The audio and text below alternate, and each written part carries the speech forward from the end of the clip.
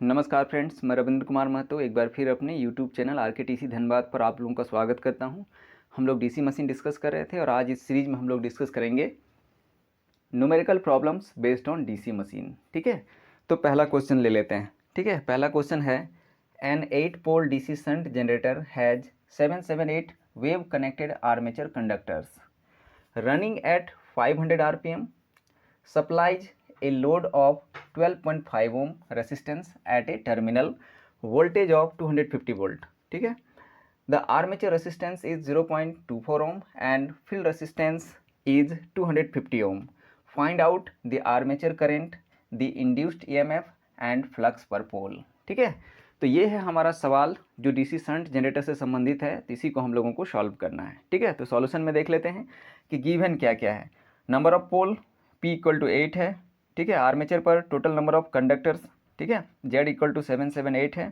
और number of parallel paths armature winding पर A equal to 2 है, क्योंकि हमारा वेव वाइंडिंग है तो आर्मेचर वाइंडिंग पर number of parallel path A equal to 2 होगा। फिर स्पीड N जो है ये आपको दिया हुआ है 500 RPM है और load resistance RL equal to 12.5 ohm है और load terminal voltage V equal to जो है 250 वोल्ट है। ठीक है, और दिया हुआ है आर्मेचर वाइंडिंग का रेसिस्टेंस, ठीक है, R A equal to 0.24 ohm है और शंट फील्ड का resistance R S H equal to 250 ohm है। ठीक है, अब यहाँ आर्मेचर करंट आई ए आपको कैलकुलेट करना है और जनरेटेड ईएमएफ ई जी आपको कैलकुलेट करना है और फ्लक्स पर पोल जो है फाई आपको कैलकुलेट करना है। ठीक है, तो इस तरह से गिवन क्वांटिटी हमने यहाँ पे लिख दिया और क्या क्या निकालना है वो भी हम यहाँ पे लिख दिए हैं। अब देखिए जो गिवन डीसी शंट जनरेटर है उसका सर्किट डायग्राम हम यहाँ पे बनाए हुए हैं। ठीक है, तो ये देखिए यहाँ ये जो है आर्मेचर का सर्किट ये है जिसमें ईजी के साथ सीरीज में जो है आप, ठीक है, आर ए दिखा रहे हैं। यहाँ हमारा ब्रश कॉन्टैक्ट ड्रॉप वीबी के बारे में, ठीक है, कोई जिक्र नहीं मिल रहा है तो हम लोग ब्रश कॉन्टैक्ट ड्रॉप वीबी को इग्नोर करके चल रहे हैं। ठीक है, तो इसलिए आर्मेचर का इक्विवेलेंट सर्किट में जो है ईजी और आर ए ही दिख रहा है यहाँ पे। ठीक है, तो ये देख लीजिए ईजी जनरेटेड ईएमएफ हो गया और यहाँ से जो है आपको आर्मेचर करंट आई ए प्राप्त हो रहा है और ये आर्मेचर वाइंडिंग का रेसिस्टेंस आर ए है, तो आर ए के अक्रॉस जो वोल्टेज ड्रॉप होगा वो आई ए इंटू आर ए होगा। ठीक है, यहाँ देखिए आई ए जहाँ इन करता है आर ए पर, आई ए जहाँ इन करता है वहाँ प्लस होगा और आई ए जहाँ आउट होगा वहाँ माइनस होगा, तो इस तरह से आर ए के अक्रॉस जो है voltage drop I A into R A हो जाएगा। ठीक है, अब यहाँ आर ए इक्वल टू दिया हुआ है 0.24 ओम दिया हुआ है। ठीक है, ये देखिए आपका शंट फील्ड है जिसका रेसिस्टेंस आर एस एच, ठीक है, और शंट फील्ड का करंट आई एस एच है, तो आर एस एच आपको दिया हुआ है 250 ओम।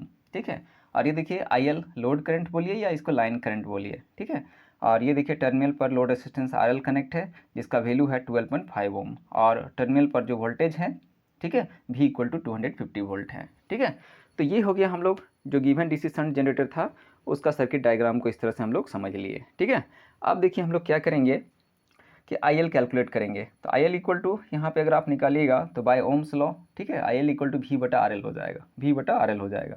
V कितना है 250 वोल्ट है और आर एल जो है हमारा 12.5 ओम है, तो इस तरह से आई एल को सॉल्व कीजिएगा तो 20 एम्पेयर आएगा। ठीक है, फिर देखिए यहाँ भी आप ओम्स लॉ लीजिएगा और ओम्स लॉ की मदद से आई एस एच निकालिएगा, तो I S H equal to क्या होगा V बटा आर एस एच होगा, तो I S H equal to V बटा आर एस एच, V आपका 250 वोल्ट है और आर एस एच आपका 250 ओम है, तो इस तरह से I S H equal to 1 ampere हो जाएगा। ठीक है, फिर क्या है यहाँ पे KCL का प्रयोग करेंगे तो I L plus I S H करेंगे इक्वल टू हो जाएगा आई ए, यानी I A equal to I L plus I S H हो गया, तो आई एल आपका 20 एम्पेयर है और आई एस एच आपका 1 एम्पेयर है, तो इस तरह से आई ए इक्वल टू 21 एम्पेयर हो जाएगा जो हमारा एक आंसर है। ठीक है, अब देखिए क्या है कि हम लोग आर्मेचर सर्किट पर केवीएल का अगर प्रयोग करेंगे, किरचॉफ्स वोल्टेज लॉ का प्रयोग करेंगे तो हम लोग लिख सकते हैं E g equal to V plus I A into R A. ठीक है, तो V आपको दिया हुआ है कितना है 250 वोल्ट है, आई ए हम लोग कैलकुलेट कर लिए हैं 21 एम्पियर है और आर ए का वैल्यू है 0.24 ओम, तो यहाँ पे सॉल्व करने पर ईजी इक्वल टू 255.04 वोल्ट हो जाएगा, तो ये भी हमारा एक आंसर हो गया। अब देखिए हम लोग ईएमएफ इक्वेशन से जानते हैं Eg equal to P phi N by 60 into Z by A, जहाँ P क्या है नंबर ऑफ पोल्स है, फाई हमारा फ्लक्स पर पोल है, ठीक है, एन स्पीड है लेकिन आरपीएम में है, जेड आर्मेचर पर total number of conductors, A armature winding पर नंबर ऑफ पैरेलल पाथ्स। ठीक है, तो इस तरह से जो है हम लोग ईएमएफ इक्वेशन जो है इस तरह से डीसी जनरेटर के लिए लिख सकते हैं। ठीक है, अब क्या है कि Eg का वैल्यू पुट कर दिए 255.04, ठीक है, वोल्ट इक्वल टू हो जाएगा P कितना है 8 है, फाई अपनी जगह पर रहने दीजिए, एन आपका कितना है 500 आरपीएम है, जेड हमारा 778 है और 60 अपने जगह पर है, और जो नंबर ऑफ पैरेलल पाथ से आर्मेचर वाइंडिंग पर ए इक्वल टू 2 है वेव वाइंडिंग के लिए। ठीक है, तो इसको सॉल्व करने पर हम लोगों को मिलेगा 255.04 इक्वल टू हो जाएगा कितना 25933.34 और इंटू हो जाएगा फाई। तो यहाँ से फाई कैलकुलेट कीजिएगा तो आ जाएगा phi equal to 255.04 divided by हो जाएगा 25933.34। तो इसको सॉल्व करने पर हम लोगों को मिलेगा फाई इक्वल टू 0.009835 वेबर। तो फाई को इस तरह से हम लोग लिखेंगे 9.834 मिली वेबर। तो ये हमारा एक आंसर हो गया। तो इस तरह से गिवन डीसी शंट जनरेटर के लिए हमने आर्मेचर करंट IA को कैलकुलेट किया, कितना 21 एम्पियर आया 21 एम्पियर, और फिर जनरेटर EMF EG जो है कैलकुलेट किया, वो EG इक्वल टू हम लोगों को मिला 255.04 वोल्ट। ठीक है, और फिर फ्लक्स पर पोल जो है फाई इक्वल टू हम लोग कैलकुलेट कर लिए और वो आया phi equal to 9.834 milli weber. तो इस तरह से इस न्यूमेरिकल प्रॉब्लम में जो कुछ निकालना था वो हम लोग निकाल लिए।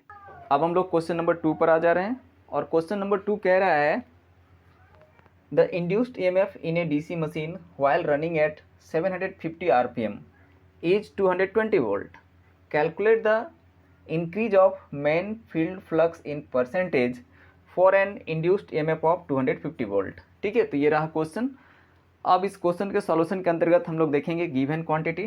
तो यहाँ speed n equal to 750 RPM है और स्पीड n को यहाँ हम कांस्टेंट ले रहे हैं। ठीक है, अब देखिए अगर इस DC मशीन को अगर हम DC जनरेटर कंसीडर करते हैं तो यहाँ पे इंड्यूस्ड EMF जो है उसको जनरेटेड EMF कहेंगे और जनरेटेड EMF को EG से दर्शाते हैं। तो इस तरह से यहाँ पे क्या होगा कि जनरेटेड EMF, ठीक है, EG का दो केस यहाँ पे हो रहा है।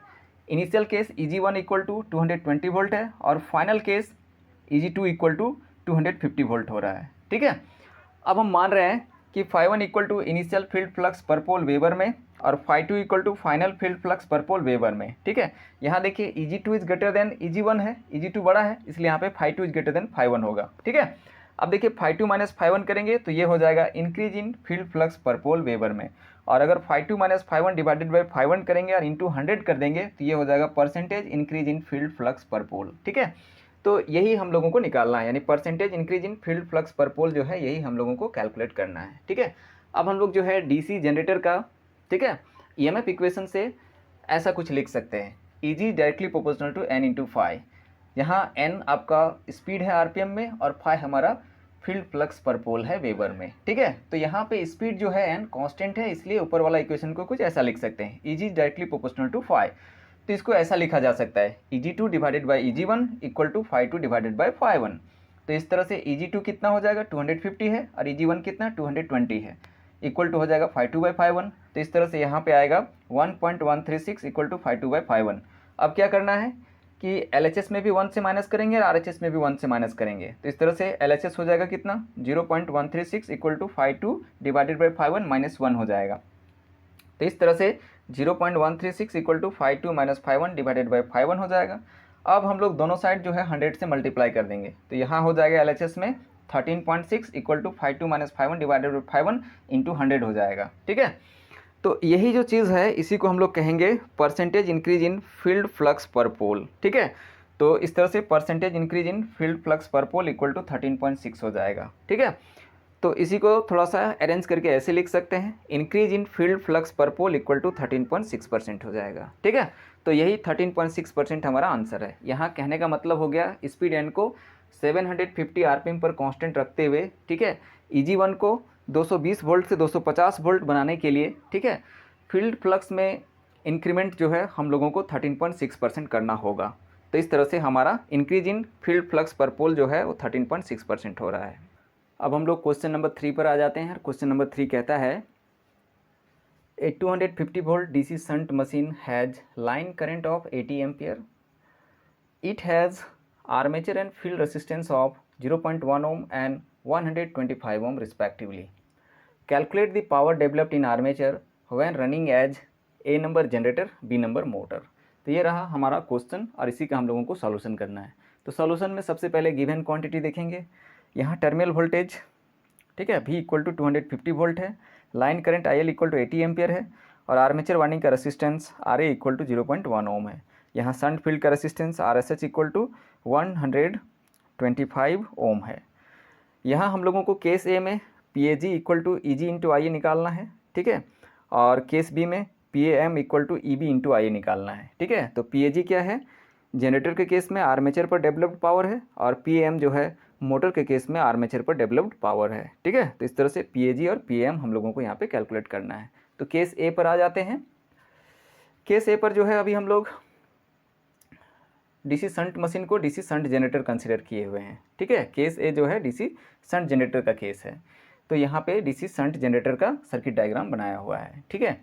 ये देखिए आर्मेचर का इक्विवेलेंट सर्किट है, ये देखिए फील्ड सर्किट है, और ये देखिए यहाँ पे लोड कनेक्ट है, ठीक है। जो भी गिवन क्वांटिटी है वो यहाँ पे दर्शाया गया है, ठीक है। यहाँ ब्रश कॉन्टैक्ट ड्रॉप VB का कोई जिक्र नहीं है, इसलिए हम लोग ब्रश कॉन्टैक्ट ड्रॉप VB को यहाँ इग्नोर करके चल रहे हैं, ठीक है।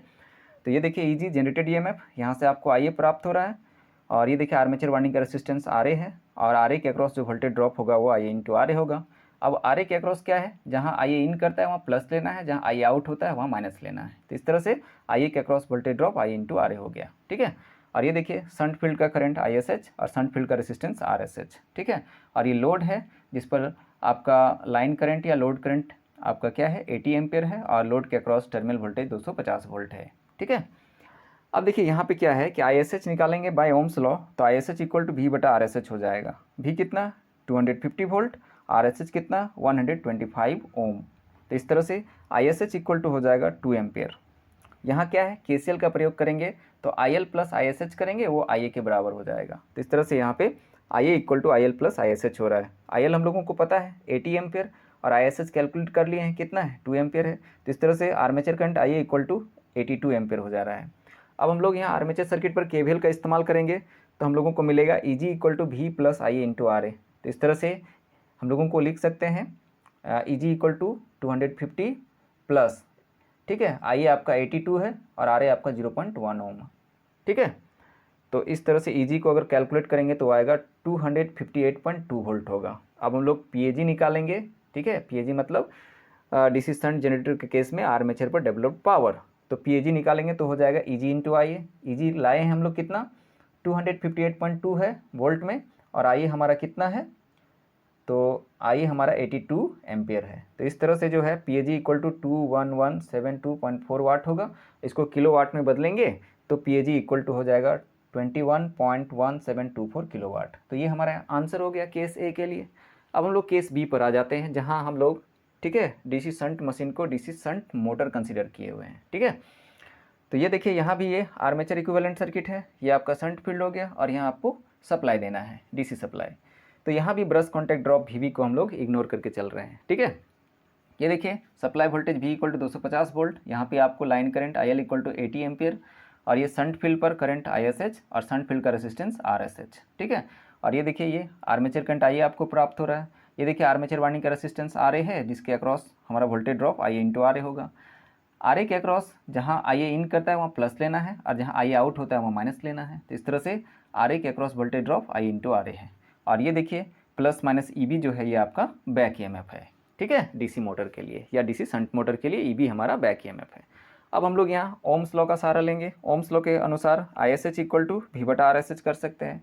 V कितना है 250 वोल्ट है, और RSH हम लोगों को प्राप्त है कितना 125 ओम। तो इस तरह से ISH इक्वल टू 2 एम्पियर हो गया। अब यहाँ हम लोग KCL का प्रयोग करेंगे तो IA प्लस ISH करेंगे तो वो IL के बराबर होगा, ठीक है। IA plus ISH equal to IL। तो इस तरह से IA अगर निकालेंगे तो क्या होगा IL माइनस ISH। IL हम लोगों को पता है 80 है, और ISH कितना है 2 है। तो इस तरह से IA इक्वल टू जो है आपका 78 एम्पियर हो जाएगा। तो अब हम लोग आर्मेचर सर्किट पर KVL का प्रयोग करेंगे तो हम लिख सकते हैं V equal to EB plus IA into RA। तो इस तरह से EB निकालेंगे तो होगा V minus IA into RA होगा। V कितना है 250 वोल्ट है, माइनस IA कितना लाए हैं तो 78 एम्पियर है, और RA हमारा 0.1 ओम है, ठीक है। तो सॉल्व करने पर EB इक्वल टू हम लोगों को मिलेगा 242.2 वोल्ट होगा। और इस तरह से PAM यानी DC शंट मोटर का आर्मेचर पर डेवलप्ड पावर, ठीक है। तो PM equal to EB into IA करेंगे। EB कितना है हम लोगों का 242.2 वोल्ट है, और IA हमारा कितना है तो 78 एम्पियर है। तो इस तरह से PM निकालेंगे तो होगा 18891.6 वाट, और अगर हम लोग PM को किलोवाट में कन्वर्ट करेंगे तो आएगा PM इक्वल टू 18.8916 किलोवाट। तो ये हमारा केस बी के लिए जो है आंसर हो गया। तो इस तरह से जो है हमने इस सवाल को यहाँ पे सॉल्व कर लिया। ठीक है, आशा करते हैं ये वीडियो आप लोगों को पसंद आया होगा। वीडियो पसंद आता है तो वीडियो को लाइक करें, दोस्तों के साथ शेयर करें और चैनल पर नए तो चैनल को सब्सक्राइब कर लें। धन्यवाद।